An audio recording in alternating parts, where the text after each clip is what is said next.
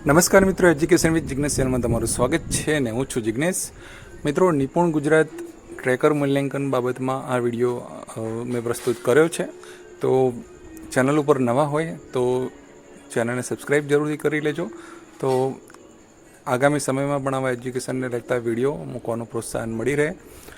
અને વિડીયોને લાઇક અને શેર કરવાનું ભૂલતા નહીં જો વિડીયો તમને ગમે છે. તો વિડીયોમાં આપણે વાત કરીશું બેઝ લાઇન બાદ ટ્રેકરમાં કયા વિધાનો સિદ્ધ કરવા. એની કન્ફ્યુઝન ઘણા મિત્રોને હોય છે અને લોકો પ્રશ્નો પૂછતા હોય છે. તો આપણી 2 દિવસ બેઝ લાઇન થઈ ગઈ છે. તો હવે ટ્રેકર ભરવાનું કામ જે છે એ શરૂ થાય છે. તો એમાં કેટલીક કન્ફ્યુઝનો હોય છે. તો આ વિડીયો દ્વારા ચોક્કસથી તમને થોડી ઘણી જે છે એ મદદ ચોક્કસથી મળી રહેવાની છે.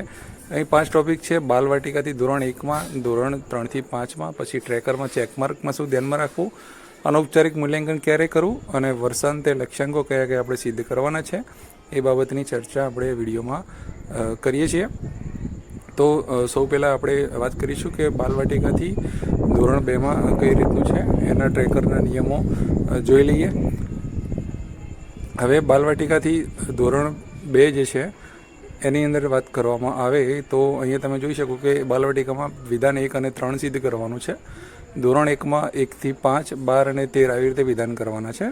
અને ધોરણ 2માં 1થી 10, 12થી 16, 18થી 20, 23થી 25 અને 27થી 29 આ રીતના વિધાનો જે છે એના પર ધ્યાન આપવાનું છે. અને એ વિધાનો જે છે એ પ્રશ્નાવલી પ્રમાણે તમારે ફોકસમાં લેવાના છે.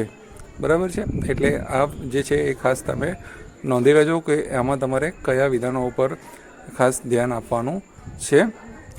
અને આ બેઝ લાઇન જે છે એ અગાઉના ધોરણના લક્ષ્યાંકો છે. અને હવે એન્ડ લાઇન જ્યારે મિડ લાઇન આવશે એ નવા જે ચાલુ અભ્યાસક્રમ જે છે એના વિધાનો જે છે એ આવશે. એટલે કે બેઝ લાઇનમાં બાળક જે ધોરણમાં છે એના આગળના ધોરણમાં એ કયું શીખેલું હોવું જોઈએ એ અંતર્ગત આ વિધાનો આપણને આપવામાં આવેલા છે, તમામ વિધાનો. બરાબર, એવી રીતે આ તમારે ચેક કરવાનું થાય છે. હવે 3થી 5ની વાત કરીએ કે એમાં બેઝ લાઇનના લક્ષ્યાંકો જે છે એ કેવી રીતે આપેલા છે. તો એની પહેલાં આપણે ધોરણ વાઇઝ વાત કરીશું કે દરેક ધોરણની અંદર કેટલાક વિધાનો છે.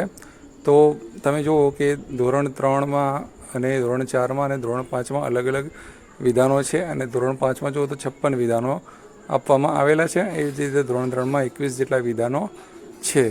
બરાબર. હવે આ જે છે વિધાનો જે છે એ અલગ અલગ કોડમાં પણ આપણને કલરની રીતે કરેલા છે.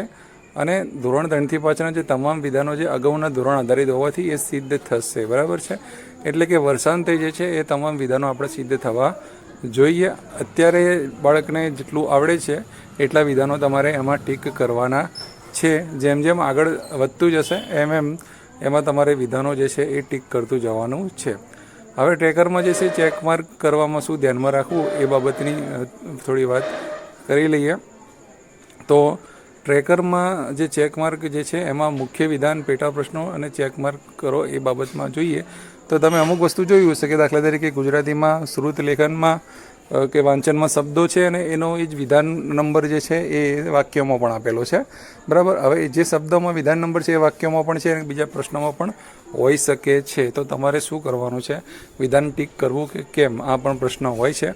તો એમાં એવું હોય છે કે બંને જગ્યાએ જે વિધાન જ્યાં જ્યાં પણ આપેલું હોય એ તમામ પ્રશ્નો જો સિદ્ધ થાય તો જ તમારે એને વિધાન સિદ્ધ કરવાનું છે, નહીં તો બાકી રાખવાનું છે. અહીંયા ઉદાહરણ પ્રમાણે ધોરણ 3ના વિધાન 2 માટે પ્રશ્ન 2 થી 7 તમામ સાચા હોવા જોઈએ. બરાબર. એટલે કે વિધાન નંબર જેટલા પ્રશ્નોમાં લખેલો હોય એ તમામ પ્રશ્નો જો બાળકને આવડે તો જ એ વિધાનમાં ટીક કરવાનું છે. બરાબર. શબ્દો આવડી ગયા પણ એ વાક્ય ના આવડ્યું તો એ જ વિધાન નંબર હોય તો એ પછી તમારે એનું ઉપચારાત્મક કાર્ય કરવાનું છે. અત્યારે એને તમારે રાઇટ કરવાનું નથી. આશા છે કે તમે આ વસ્તુ સમજી ગયા હશે. હવે અનૌપચારિક મૂલ્યાંકનની વાત કરીએ.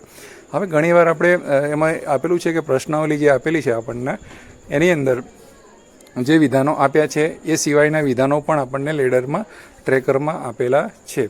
તો એના માટે તમારે શું છે કે એ શિક્ષકે જાતે નિદાનાત્મક મૂલ્યાંકન કરવાનું છે. એટલે કે અનૌપચારિક મૂલ્યાંકન કરવાનું છે. દાખલા તરીકે ધોરણના અગાઉના વિધાનો જે રહ્યા એ જે તમને આપેલા નથી, બરાબર, પ્રશ્નાવલીમાં આપેલા નથી, તો એ બાળકને પૂછીને આપણે કરી લેવાનું છે. દાખલા તરીકે વિદ્યાર્થીને જટિલ દાખલો ગણે તો પાયાના ખ્યાલો આવડતા જશે એવી રીતે આપણે સમજી લેવાનું છે. જેવી રીતે અહીંયા એક ઉદાહરણ દ્વારા આપણે તમને સમજાવવાનો પ્રયત્ન કરીએ છીએ કે ધોરણ 5નો કદાચ કોઈ વિદ્યાર્થી છે, 3નો કે 4નો કોઈ વિદ્યાર્થી છે, અને જો સરવાળાનો તમે કોયડો અંદર આપેલો છે આપણા પ્રશ્નાવલીની અંદર, બરાબર, તો એ પ્રશ્ન એને જો આવડી ગયો છે દાખલો, તો એ આપણને ખબર પડી જાય કે આગળના તમામ દાખલા કે એને આવડી જ જાય, બરાબર છે ને. જો કોયડો ગણી શકતો હોય તો એને સંખ્યા જ્ઞાન પણ હોય, એને સાદા સરવાળા બધું આવડતું જ હોય. જો ના આવડતું હોય તો અલગથી તમારે એને પૂછીને મૂલ્યાંકન કરવું પડશે, બરાબર છે. એટલે કે આગળના વિધાનો જે પ્રશ્નાવલીમાં નથી આપ્યા એ તમારે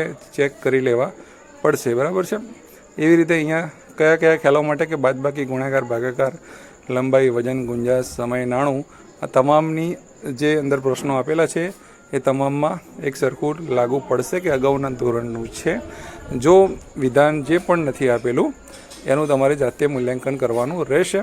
અને અંતિમ વાત કરીએ તો વર્ષાંતે તમામ લક્ષ્યાંકો આપણે સિદ્ધ કરવાના છે. દાખલા તરીકે ધોરણ 5માં 56 વિધાનો આપેલા છે, તો 56 એક સાથે અત્યારે સિદ્ધ નથી કરી નાખવાના. ધીમે ધીમે બાળકની જે છે પ્રગતિ તમારે બતાવવાની છે, બરાબર છે. અહીંયા જે આપેલું છે એ પ્રમાણે તમે જોઈ શકો છો કે કયા ધોરણમાં કઈ રીતના વિધાનો જે છે એ આપણે સિદ્ધ કરવાના થાય છે, બરાબર છે. એટલે ટૂંકમાં એમ છે કે અત્યારે બેઝ લાઇન તમે કરો છો, પછી મિડ લાઇન આવશે, પછી આવશે એન્ડ લાઇન આવશે. એટલે આ તમામ પ્રક્રિયા જે છે આખી ચાલતી રહેવાની છે. એટલે હાલ જે વિધાનો થયા છે એને ગણી લેવાના. જે વિધાનો બાકી રહી ગયા છે, દાખલા તરીકે 5માનો વિદ્યાર્થી છે એનામાં 3જા અને 4થાના વિધાનો પણ આવશે, તો એ તમારે જે છે એ રીતે જોઈ લેવાનું છે તમારી રીતે કે એને આવડે છે કે નથી આવડતું, ને એ પ્રમાણે વિધાનો ગણવાના છે. તો અહીંયા અંતમાં મૂક્યું છે કે શું વર્ષના અંત સુધીમાં તમામ લક્ષ્યાંકો સિદ્ધ થશે. તો આપણે આપણો પ્રયત્નો જે છે એ કરતા રહેવાનું છે.